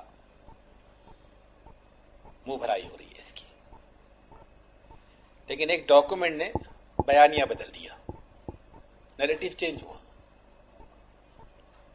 اب اس کے بعد میں پوسٹ سچر کیا افرمیٹو سچویشن ہے تو کوئی ڈاکومنٹ نہیں ہے الا ماشاء اللہ. ہمارا مدارس کا تنہا مسئلہ نہیں ہے، دانشگاہوں میں دانش مفقود ہے. یہاں بات پھر بھی یہ نہیں ہو رہی ہے کہ آپ کتنے جو ہے اسلام پسند ہے اور آپ کتنے جو ہے لبرل ہیں.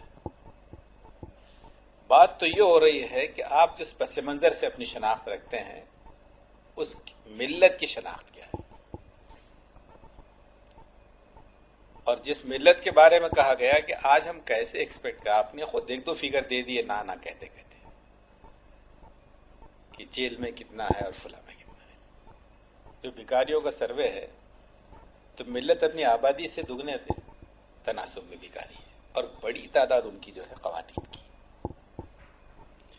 جیل کی آپ نے رعایت کی 5واں حصہ 35-37% ہے. میں ان عادات سے اسی بحث کو آگے بڑھانے کی جسارت کر رہا ہوں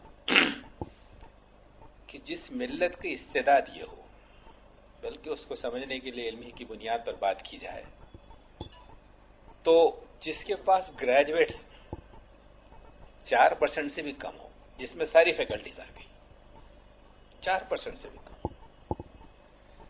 وہ ان قوموں کا مقابلہ کریں گے چاہے وہ کسی مذہب کے ہوں جو علم میں فائق ہے. علم تو دلیل سے کی بنیاد پر کھڑا ہوتا ہے. میں نے کبھی پڑھا تھا کہ سید نے یہ بات کہی تھی. جب سر سید انگریزوں سے کاؤنسل میں منتخب ہوئے تو انہوں نے کاؤنسل کے لوگوں کے درمیان اپنے آپ کو پرکھا اور کہا کہ جب میں ان لوگوں کے درمیان بیٹھتا ہوں تو اپنے آپ کو بہت بونا پاتا ہوں. سید جیسا آدمی بھی ان اسکالرس کے درمیان رہتا ہے تو اپنے آپ کو بہت بونا پاتا ہے. آج بھی دیکھ لیجیے، ہم آپس میں تو کانے راجا ہو سکتے ہیں، لیکن جن قوموں سے سابقہ ہے ان کے درمیان بیٹھتے ہیں تو بونے بھی نہیں، ایسا لگتا ہے کہ ہم نے رینگنا بھی نہیں سیکھا ہے. تو چاہے علم کی تشویق اتنی مفقود ہو، اس سے شعور کی توقع قبل از وقت کی. ہم جو ان سے چاہتے ہیں تو شاید وہ کچھ بہت سی چیزیں آپ نے کہا کہ صاحب ہمارے درمیان ٹیلنٹ نہیں ہے، ایسا نہیں ہے، لیکن اس کا ریکگنیشن تو ہو، ان کو آئیڈینٹیفائی تو کیا جائے. لیکن میں کہوں صاحب میں جماعت اسلامی کا ہوں تو میں تو اب تو مستند ہو گیا ہوں، اور ڈاکٹر صاحب ڈاکٹر از ڈاکٹر، اور جو ان کا میدان ہے اگر ہم ان سے استفادہ نہیں کرتے ہیں تو یہ کفران نعمت ہوگا. یہ ہمارے درمیان کی نعمتیں ہیں جو اپنے اپنے سیاق رکھتی ہیں، کوئی کسی جامعیت کا دعویٰ نہیں کرتا. لیکن یہ ہے کہ ایک دو اور سوال رکھ کے بات، کیونکہ میں ان چیزوں پر نہیں جانا چاہتا جتنے عنوانات ڈاکٹر صاحب نے اٹھائے ہیں،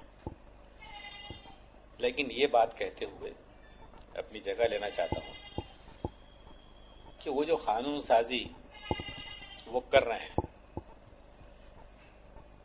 تو وہ ایسا نہیں ہے کہ مباحث نہیں کرتے، وہ اپنا ایک فکری پس منظر رکھتے ہیں اور ان کے پاس تھنک ٹینکس ہیں، اور وہ بہت پہلے سے اس کے نوک و پلک درست کر چکے ہیں.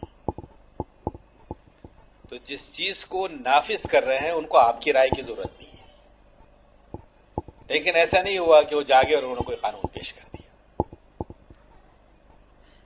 نوعیت یہ ہے کہ اپنے فکر کے پس منظر میں وہ آپ کی فکر کو اجازت نہیں دے سکتے کہ آپ کے مشورے اس میں قبول کریں. اس کے معنی یہ نہیں ہوتے کہ وہ پریپئر نہیں تھے اور انہوں نے آل آف اے سڈن کوئی ادھوری سی اور ناقص سی چیز پیش کر دی. ہماری ہوش مندی کی دلیل تو یہ ہے کہ انہوں نے مینیفیسٹو میں لکھا 370 ریپیل کریں گے، بابری مسجد کنکلوڈ کریں گے، 3 طلاق نافذ کریں گے. اب انتظار کرتے رہیے یونیفارم سول کوڈ کا. میں اس سے پہلے کی ایک نشست میں ڈاکٹر رضوی صاحب اور کچھ لوگ یہاں موجود ہیں. اب ریسنٹ بحث انہوں نے جو کھڑی کی ہے وہ یہ کھڑی کی ہے کہ مائنورٹی رائٹس کے جو سیکیورٹیز ہیں آرٹیکل 29 اور 30 اس کو سائنٹیفکلی ڈیبیٹ کر کے لا رہے ہیں کہ یہ صحیح نہیں ہے. میں اس کی تفصیل میں اس لیے جانا چاہتا کہ پھر تقریر ہو جائے گی، لمبی بات ہو جائے گی، لیکن ان کے ریسرچ ہے اور ریسرچ کی بنیاد پر وہ یہ ثابت کرنے میں اگر اسی پیپر پر اکتفا کیا جائے تو کامیاب ہے کہ کیوں مائنورٹی اسٹیٹس دیا جائے. پھر دوسرا سوال انہوں نے اٹھایا ہے کہ ہندوستان کے دستور کی خلاف ورزی ہے کہ مدرسہ یا پاٹھشالہ یا گمپاس کے سسٹم کو ریکگنائز کیا جائے. وہ کہتے ہیں کہ صاحب مدارس کو اگر آپ ریکگنائز کرتے ہیں، وہ اتنا کہہ کر تو نکل گئے پاٹھشالہ اور گمپاس، بعد میں انہوں نے پاٹھشالہ اور گمپاس پر بحث نہیں کی، انہوں نے صرف مدارس پر بحث کی. انہوں نے کہ یہ کیسا ریکگنیشن ہے کہ جو دستور سارے دیش واسیوں کو سیکولر بنیاد پر تحفظ دیتا ہے، وہی دستور کسی کو مذہبی بنیاد پر سیکولرزم سے ہٹ کر اپنی شناخت کی اجازت دیتا ہے. مذہب آپ کا داخلی مسئلہ ہے، آپ نے گھر میں پڑھائی ہے، لیکن اسٹیٹ کیسے ایک مذہبی تعلیم کو ریکگنائز کر سکتی ہے، گرانٹ دے سکتی ہے؟ ایک دستوری سوال ہے. وہ تو اسی طریقے سے سائنٹیفکلی ڈیبیٹ کھڑا کرتے ہیں اور اس کے مطابق پھر ماحول بناتے ہیں اور اس کے مطابق فیصلہ یا قانون لے آتے ہیں. آپ کچھ بگاڑ نہیں پاتے. اب آخری احساس یہ درج کرتے ہوئے کہ اردو اب جہاں پہنچ گئی ہے، کل سے لے کر آج تک کم ہی فرق آیا ہے. کل وہ انگریز سے دشمنی تھی جس کی وجہ سے ہم انگریزی سیکھنا نہیں چاہتے تھے، اور راجا رام موہن رائے سبقت لے گئے، سید پیچھے رہے، کچھ کیا. لیکن یہ ہے کہ آج بھی ہم زبانوں کے کو شاید سمجھ نہیں پا رہے ہیں. اردو ہماری تہذیبی ضرورت ہے، اردو ہماری شناخت ہے، ہماری تہذیب ہمارا اخلاق ہے. میں وہ اشعار کہہ کر بھی وقت ضائع نہیں کرنا چاہتا، لیکن یہ ہے کہ اردو سے ہمارے یہ ساتھی جانتے ہیں، میری ایک شناخت جو ہے وہ اقرا اردو اسکول سے وابستگی سے ہے. الحمدللہ ایک کانا راجا اقرا اسکول بھی ہے اس میں، لیکن اس کے بعد میں نے کچھ قائم کیے تو انگلش اسکول بھی قائم کیے. ہم میں سے کون ہے یہ اعتماد سے کہے کہ نہیں صاحب اردو ہی میں پڑھاؤں گا؟ اس لیے کہ اردو میں پڑھانے سے مستقبل جو ہے مخدوش ہو جاتا ہے. کوئی زبان اگر وہ علمی استعداد سے اپنے آپ کو انرچ نہیں کرے گی، وہ کمپیٹ نہیں کر سکے گی. وہ اگر سکہ راج الوقت نہیں ہوگی تو وہ ہوگی بہت قیمتی، لیکن وہ اصحاب کہف کا سکہ ہوگی، جس کو کوئی تقدس تو حاصل ہو سکتا ہے لیکن وہ سکہ روا نہیں ہو سکتا. اور نہیں ہو سکتا ہے تو اس زبان کو اگر تعلیمی اس کو ریاستی سرپرستی اس میں وہ سائنٹیفک ڈیولپمنٹ نہ ہو تو پھر ہم مطالبہ کر سکتے ہیں. اس سے زیادہ سچویشن یہ خراب ہے کہ ٹھیک ہے مادری زبان میں ہونا چاہیے، لیکن پھر وہ جو سکہ روا ہے اس کے سلسلے محنت کرنے سے کس نے روکا ہے؟ اردو میں سیمی انگلش کیوں نہیں ہوتا کہ بچے اردو کے ساتھ ساتھ انگریزی کمپیٹنسی بڑھائیں؟ تو ایسی بہت سی کمزوریاں اس رپورٹ میں آئی ہیں کہ مائنورٹی انسٹیٹیوشنز کیسے استحصال کر رہا ہے اور کیسے غفلت کر رہے ہیں. تو اگر اردو کم ہو رہی ہے تو اس کے ذمہ دار بھی ہم، اس کی ذمہ داری بھی ہم پر ہے. لیکن میں یہ سمجھتا ہوں اس سے ایک ریکویسٹ کے ساتھ کہ حیدرآباد اسٹیٹ کی ایک شناخت تھی کہ حضور نظام نے عثمانیہ میں وہ سائنٹیفک اپروچ اختیار کیا تھا اور وہ مختلف میدانوں کے ماہرین سے علم کا استقبال کرتے رہے. اب ہمارے پاس بہت سے سوتے خشک ہیں، تو اور اردو اکیڈمیز کے مقابلے میں تلنگانہ کی اکیڈمی کو موقع بھی ہے، احساس بھی ہے، شعور بھی ہے.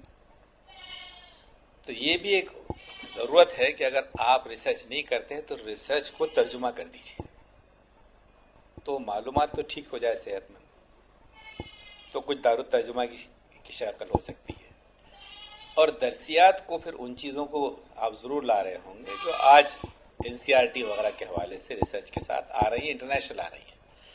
بلکہ یہ بھی گفتگو کا موضوع ہے، میں کروں گا نہیں، لیکن ضرورت ہے کہ NEP کو اگر ہم صحیح تناظر میں نہیں سمجھیں گے تو ڈاکومنٹ تو وہی نافذ ہونے جا رہا ہے، نیشنل ایجوکیشن پالیسی. اور وہ ڈاکومنٹ میں سے ریلیکٹنس ملت کا یہ بھی ایک کمزوری ہے کہ ایسے سمجھتے ہیں جیسے NEP صرف مسلمانوں کے لیے آئی ہے. آپ ہے کتنے 15%. انہوں نے اپنے بچوں کی نسلوں کے لیے لایا ہے، اپنی نسلوں کے لیے لایا ہے، تو اپنی نسلوں کو ایسی وہ کل نہیں کریں گے. لیکن ہم اسی ہیزیٹیشن کے ساتھ، اسی تردد کے ساتھ، اسی گریز کے ساتھ اگر جئیں گے تو اسی طریقے سے اپنی مسلم گھیٹوز میں جئیں گے کہ اللہ نے تو ایک پلورل سماج میں پیدا کیا تھا، لیکن اپنے چھوٹے چھوٹے پاکستان کو ہم آباد رکھیں گے. اور انسانی سطح پر، ملکی سطح پر ہم ایسٹ کے طور پر شاید ابھر نہیں سکیں گے. تو میں سمجھتا ہوں آج کی گفتگو جو ہے وہ کچھ سوالات ہی اٹھاتی ہے، اور اس کا تقاضا یہ ہے کہ اس طریقے کے سوالات پر گفتگو ہوتی رہے اور ہم باہم کنسنسس بنا کر اپنے رویوں کو صحت مند بنانے کی جستجو کر سکیں. مجھے آپ حضرات نے گوارا کیا، برداشت کیا، بہت شکریہ. میں نہایت ادب و احترام سے درخواست کرتا ہوں آج کے صدر نشست محترم ڈاکٹر ارتقاء افضل صاحب سے کہ اپنے خیالات کے ساتھ. آج کی یہ خصوصی نشست دو وجہ سے میں سمجھتا ہوں کہ اہم ہے. اول تو یہ کہ حیدرآباد اسٹیٹ اردو اکیڈمی کے معتمد خاص ڈاکٹر محمد غوث صاحب کی ایک جامع اور مفصل کتاب development dynamics of Indian Muslims issues and trends, اس کا افتتاح عمل میں آیا. اور مجھے یقین ہے آپ تمام حضرات میری بات سے اتفاق کریں گے کہ ہمارے شہر کو یہ اعزاز حاصل ہے کہ حیدرآباد کے بعد اگر کہیں اس کتاب کا افتتاح ہوا ہے تو وہ اورنگ آباد میں ہوا ہے.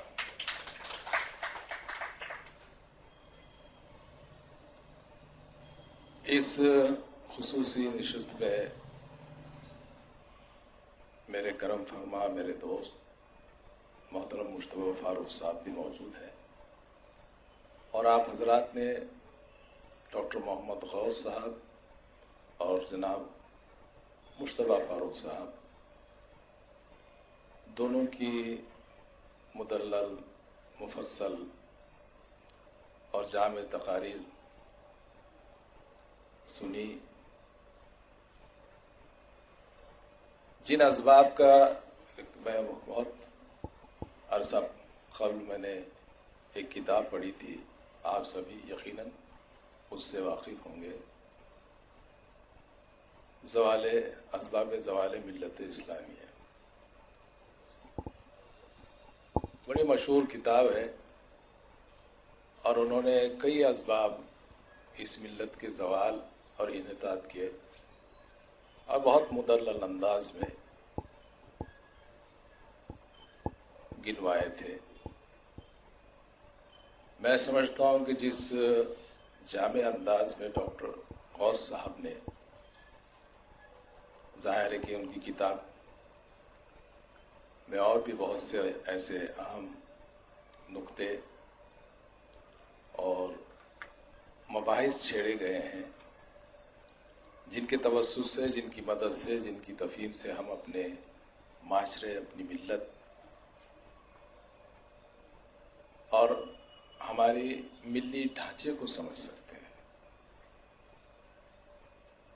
لیکن بہت ہی مختصر اور مدلل انداز میں انہوں نے جن اسباب کی طرف اشارہ کیا، میں سمجھتا ہوں کہ ان اسباب پر صرف غور کرنے کی ضرورت نہیں ہے، بلکہ لاہ عمل ترتیب دینے کی بھی ضرورت ہے کہ اگر یہ اسباب ہیں تو ہمارا انفرادی اور اجتماعی لاہ عمل کیا ہونا چاہیے.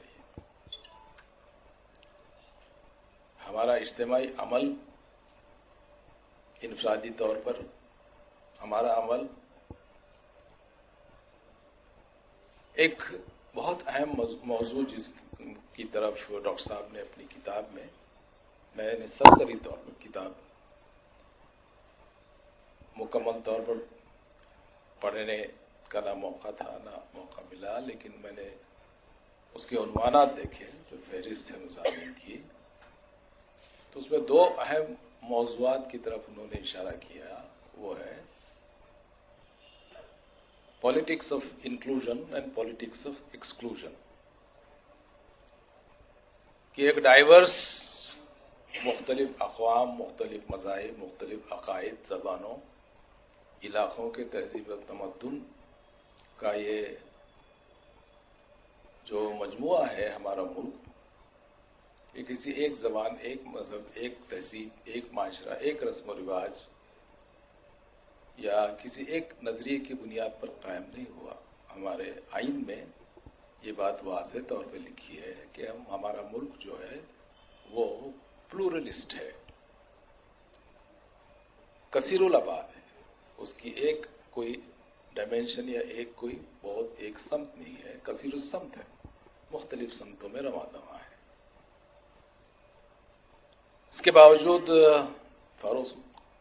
مصطفیٰ فاروق صاحب نے آپ کو بتایا کہ کس طرح اس کثیر الجہت، کثیر السمت، کثیر البعد ملک میں ایک مخصوص نظریے کو، ایک مخصوص آئیڈیالوجی کو بہت منظم انداز میں اس اور بہت ہی سائنسی انداز میں اور قوانین اور آئینی حوالوں کے توسط سے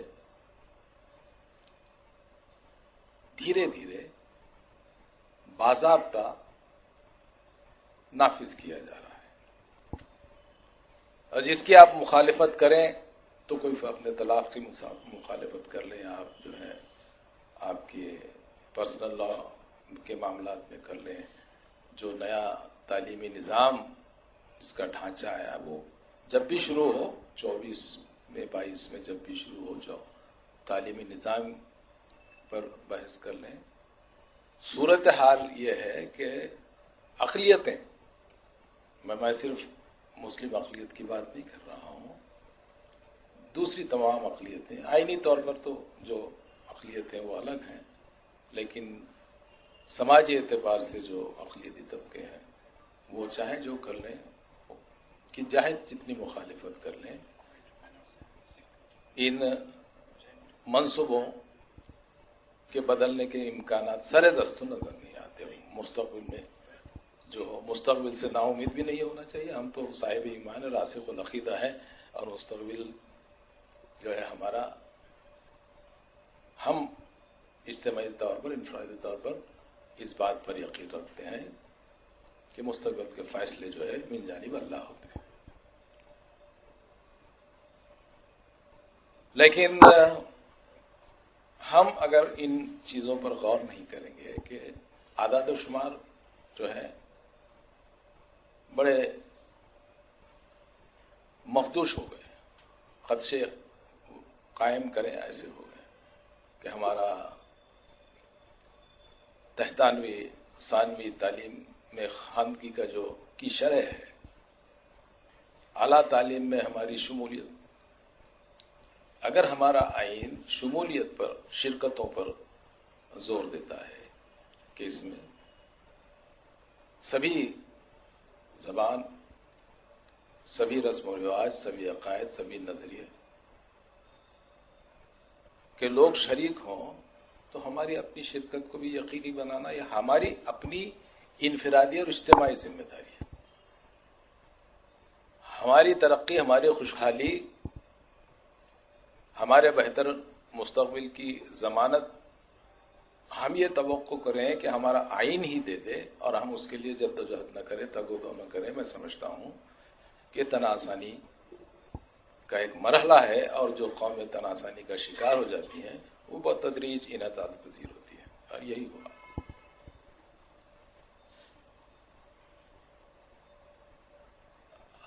ہمارے پاس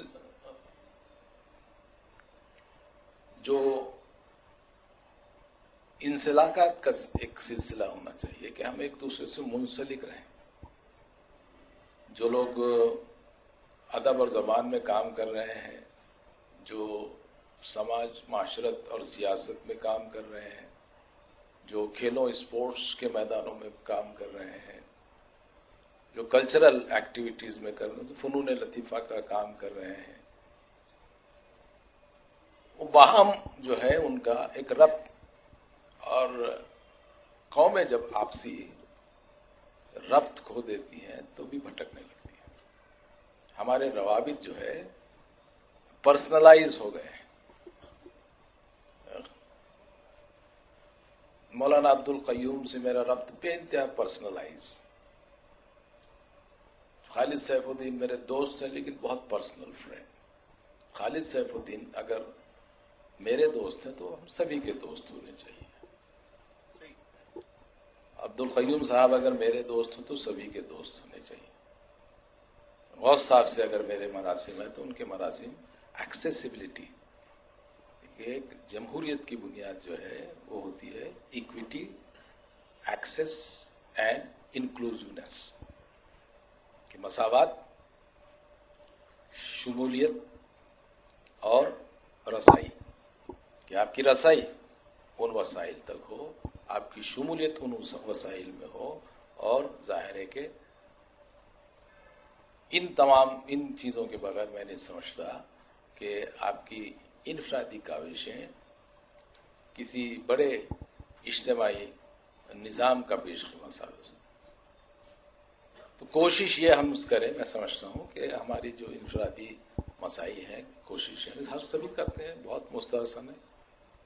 اللہ سبھی کی جو ملت، معاشرت، تہذیب، تمدن کے دفاع حفاظت کے لیے کوشاں ہیں، ان کی کاوشوں کو قبول کرے، انہیں استحکام بخشے. لیکن جب تک ہم ان سلسلوں کو مربوط نہیں کرتے، ایک انتشار کا شکار ہے ہمارا پورا، کہ جو کام حیدرآباد میں یا تلنگانہ میں ہو رہا ہے، کرناٹک میں ہو رہا ہے، تمل ناڈو میں ہو رہا ہے، یو پی میں ہو رہا ہے، بہار بنگال میں ہو رہا ہے، اس کام سے ہم باخبر، ہم یہاں اپنا جو ہے خوش ہیں کہ ہم بڑا کام کر رہے ہیں. تو وہ کام جو ہے ان تمام مسائل میں ایک ربط اور ایک ضبط پیدا ہونا چاہیے. تو میں سمجھتا ہوں کہ ڈاکٹر صاحب نے اپنی کتاب میں انہی چیزوں کی طرف، کہ انکلوزیونیس کیا ہوتا ہے، ہم تعلیمی اعتبار سے خروج کا شکار کیسے ہیں، شمولیت کیوں نہیں ہے، ایکسکلوزیو کیوں ہے، معاشرتی اعتبار سے، اقتصادی اعتبار سے، ان تمام چیزوں کا بڑا تفصیل سے اور ظاہر ہے کہ آپ نے ان کی دونوں حضرات ظاہر ہے کہ بلیغ اللسان بھی ہیں، تو آپ نے ان کی تمام آراء کو سنا، ان کی تقاریر کو سنا، اور اس جو نشست رکھی گئی، اجلاس رکھا گیا، اس کا بنیادی مقصد یہی تھا کہ ہم اس کتاب کے توسط سے ان باتوں کی طرف بھی اشارہ کریں جو باتیں ہماری معاشرت، ہماری تہذیب، ہمارے تمدن کے مستقبل کے لیے ضروری ہیں، اور ان پر مسلسل بحث ہو، مسلسل بات ہوتی رہے. آپ نے مجھے اعزاز بخشا کہ میں اس اجلاس کی صدارت کروں، جو میں جانتا ہوں گناہگار انسان کو آپ نے اس قابل سمجھا. میں آپ کا مشکور و ممنون ہوں، اور اللہ تبارک تعالیٰ سے دعا کرتا ہوں کہ ہماری روابط اسی طرح مضبوط ہوں، انہیں استحکام ملے. بہت بہت شکریہ. میرا ڈاکٹر صاحب سے سوال یہ ہے کہ آج کے دور میں جو انگلش میڈیم کا دور ہے، اور ہمارا پورا کلچر، ہمارے پورے معلومات، ہمارے پورے جو ہے تو لوگوں سے روابط وغیرہ اردو میں ہوا کرتے ہیں، اس کے بارے میں ہم کیا کریں؟ یہ نہیں ہو سکتا کہ میں یہ کوئی آدمی کہہ دے وہ تو بات حتمی ہو جائے، لیکن میں نے اسی احساس کو شیئر کرتے یہ کہا تھا کہ ہم کو اپنی شناخت، اپنی تہذیب جس کی نمائندگی ہماری زبان کرتی ہے اس کی جستجو اور فکر ہم کو کرنی ہوگی. اور اسی مثال میں نے یہ بات کہی تھی کہ اقرا اسکول سے وابستگی اب بھی ہے الحمدللہ، لیکن یہ کوشش ہونی چاہیے اور فطری کوشش ہے، سائنٹیفک کوشش ہے کہ اردو اسکول اپنی اردو شناخت کھوئے بغیر اپنے بچوں کو زمانے سے مقابلے کے لیے کیسے تیار کرتے ہیں. اور اس کی ایک ٹول ہے اور انٹرنیشنل لینگویج بھی. تو اس حوالے سے ہم کو اس کی جستجو کرنی چاہیے کہ ہم اپنے ان اسکولوں کو کیسے مؤثر بنائیں. لیکن جو انتظامیہ تو چھوڑیے کہ ٹھیک ہے، یعنی چلیے انتظامیہ کو شامل کیجیے، کچھ انتظامیہ فائدہ بھی اٹھاتی ہیں، لیکن ٹیچرز کو تو کم از کم اسی کی روزی ملتی ہے. لیکن وہ اپنے بچوں کو انگریزی میں پڑھائیں اور جہاں پر وہ مصروف عمل ہے وہاں پر ان بچوں کی استعداد پیدا نہ کریں. یہ کمزوری، یہ تساہل، یہ غفلت، یہ گناہ ہم سے ہو رہا ہے.